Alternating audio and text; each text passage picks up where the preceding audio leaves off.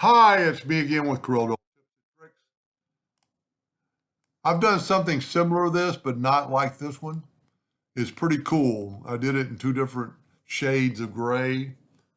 So start with a rectangle or a box, square, holding down the control button. Let's make it 8 inches by 8 inches. Let's control D and make a duplicate of that. And let's holding down the shift key so it'll come inside. Let's make all the lines black. And let's fill in that center box with black. Now what I'm going to do, I'm going to take my 2-point line and I'm going to go from that, holding down the control button, and then up to here. Now we're going to need 4, but I only really need that one corner. I'm going to go ahead and fill that in and move it out of the way. And now what I'm actually going to go ahead and turn that gray. Now what I'm going to do is take another 2-point line. Well, you know what? I've actually got two 2-point lines. No, I need another one up here.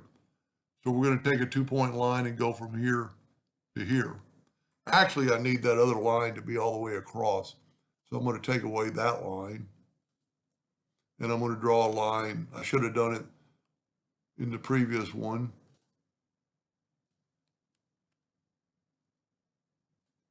Now I'm going to select that line and select that line. I'm going to go to Effects and I'm going to blend, let's say 9 times. That's not enough. Maybe let's go to that 20. That'll work. Now, I've got to go to Object and break the blend apart. Now I'm going to make all the lines black and I'm going to make them thicker than a hairline. But I want to hit F12 on the keyboard while I got them selected and put Scale with Object for later on. Now I'm going to take this item, I'm going to get the Interactive Fill tool, and I'm going to put black on both ends. So it's going to make the whole thing black. But then I'm going to take a lighter gray and put like right there. You know what, if I use this darker gray, whoop, I missed the mark. I'll tell you what, I'm going to make it a little bit darker gray on that one so it's not quite so pronounced. Now I'm going to nudge this back over. That looks pretty good. I'm going to select both those items. There's 5 objects. I'm going to group them. I'm going to control, well, first of all, I want to see if I'm in the center of the page. Lately, I've been forgetting to do that, and I'm not. So what I need to do is group that together, Control G, and hit P. Now I've got to ungroup them. And now I'm going to grab just that, Control G, Control D, Alternate C to have it rotate from the center. And I'm going to rotate it 90 degrees.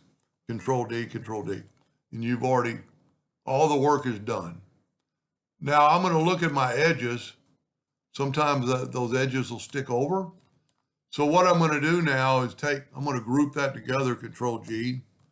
I'm going to hold down the Shift key and double click on the rectangle. And I'm going to bring it in a little bit. Holding down the Shift key and just bring it in a little bit. It'll make it a perfect square. I'm going to go up here to intersect. And I'm going to move that over. So now you look, I'm a perfect square. Let's make this thing 6 inches. I'm going to set my nudge factor on 6. Let me go ahead and get rid of this. Let me move this up over a little bit. Control D and don't have to mirror it. Don't have to do anything to it. Just Control D and make it square. That's a pretty cool graphic. And see how it makes it look like they're going underneath. You know, if this was a web chair. So I've never made one quite like this. Anyway, hope that helped a little bit. Thank you for watching.